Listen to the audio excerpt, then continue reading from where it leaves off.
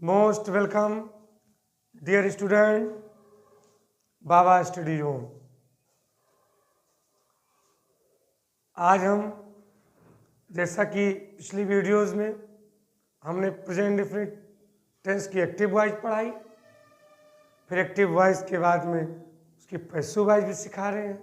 इसलिए passive voice सिखा रहे हैं साथ साथ, ताकि जो टेंस का रिवीजन है वो चलता रहे। हम एक्टिव वॉइस का फॉर्मेट नहीं लिखते हैं पैसिव वॉइस बनाते समय, इसलिए नहीं लिखते ताकि हमारे विद्यार्थी उसको ध्यान दें कि सर डू डस क्यों लगाए, तब उनका दिमाग काम करेगा कि एक्टिव वॉइस में सर पढ़ा चुके। अब आप देखिए, आज हम पैसिव वॉइस बताएंगे प्रेजेंट डेफिनिट टेंस में WH इंट्रोगेटिव वर्ड की पैसिव वॉइस बताएंगे। अभी तक हमने इंट्रोगेटिव पढ़ा, इंट्रोगेटिव नेगेटिव पढ़ा। डू डस की सहायक क्रियाओं से हमने पहचाना कि प्रेजेंट डेफिनिट टेंस की ये नेगेटिव और इंट्रोगेटिव नेगेटिव की पैसिव वॉइस। आज हम इंट्रोगेटिव वर्ड को लेकर चलेंगे। देखिए, पहला वर्ड है, सिंगुलर हो चाहे प्लूरल हो। एग्जाम्पल आपको जान पहले पहचान लीजिए। कुछ इंट्रोगेटिव वर्ड है, उनकी पैसिव वॉइस बाद में बताएंगे। जैसे हु को बाद में बताएंगे, थोड़ा सा कॉम्प्लिकेटेड है, ज़्यादा नहीं, थोड़ा सा। तो पहले देखिए, ये सिंपल सी, राम हिंदी क्यों लिखता है।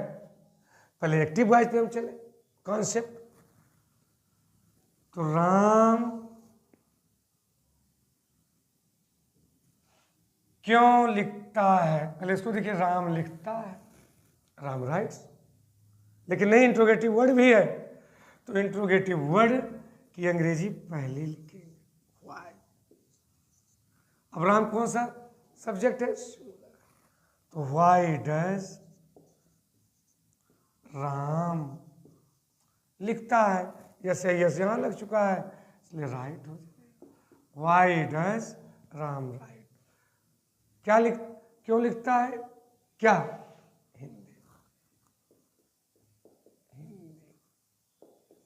ये आपका एक्टिव वॉइस हो गया। एक्टिव वॉइस हो गया। अब इस प्रकार के वाक्यों की पैसिव वॉइस बनाने के लिए एक फॉर्मेट आप केवल तैयार कर लीजिए, उसी पर सारे इंट्रोगेटिव वर्ड को पुट कर देना रहेगा।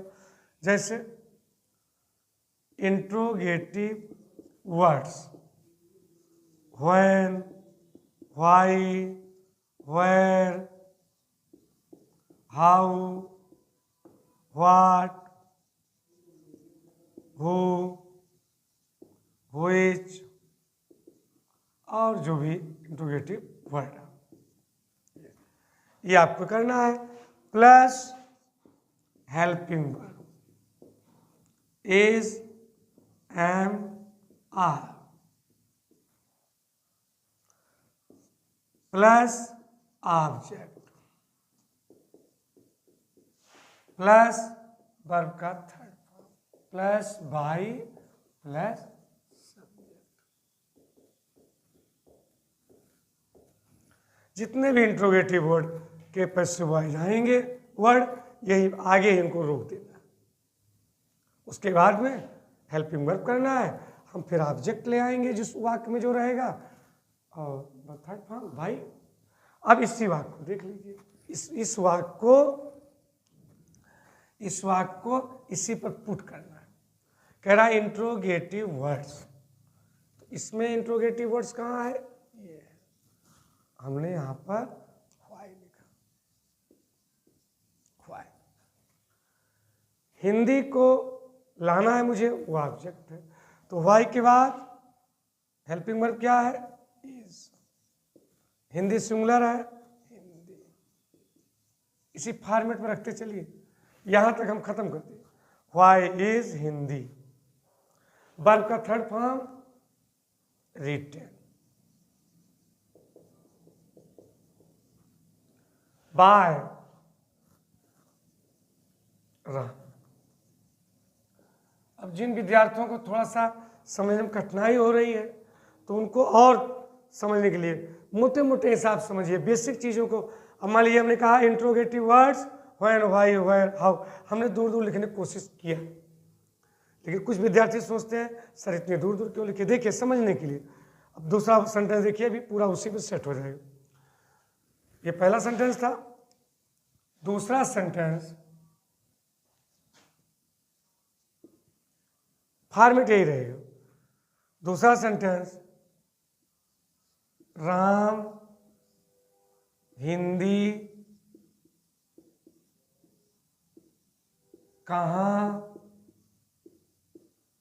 पढ़ता है। ये तो कहाँ की अंग्रेजी वेयर है, हमने वेयर कर दिया। राम सिंगुलर है, डज कर दिया। Where Ram does, where does Ram read Hindi.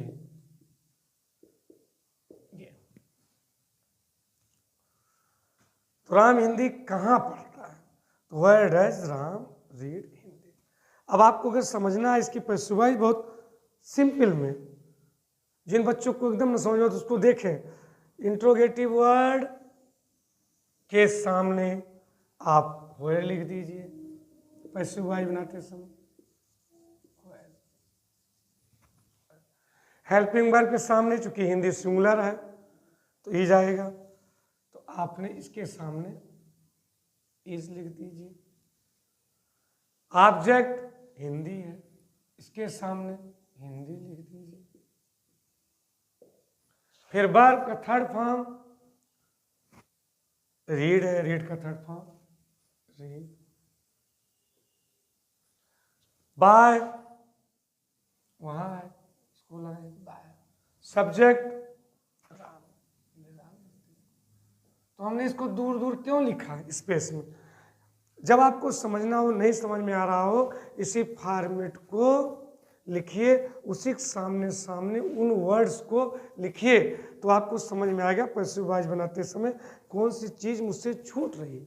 जब छूट जाए कोई चीज़ समझिए पैसिव वॉइस गलत हो रही है। तो विद्यार्थियों इस पर विशेष ध्यान रखना है, बहुत धीमी गति से आपको समझना है। और दूसरा एग्जाम अब और देखिए, वेयर का हो गया, वाई का हो गया, व्हेन का देख लीजिए। देखिए बड़ा बड़ा समझिए। राहुल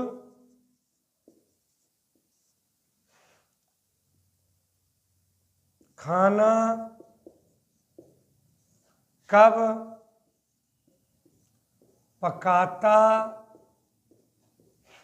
है।